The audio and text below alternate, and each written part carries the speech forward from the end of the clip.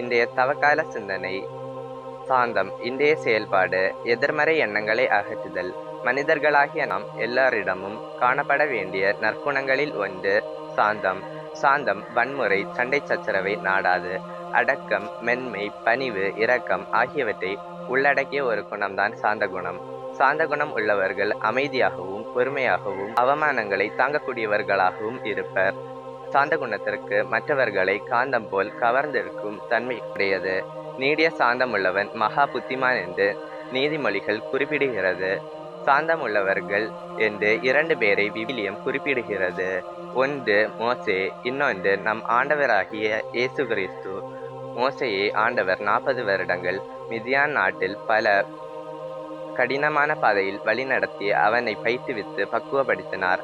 அவன் சாந்த குணம் உள்ளவனாக மாறி அநேக மக்களை வழிநடத்தும் தலைவனாக மாறினான். நாமும் நம்மிடமுள்ள கோபம், முரட்டு சுபாவங்களை விட்டுவிட்டு சாந்த குணம் உள்ளவர்களாக மாறிடுவோமா?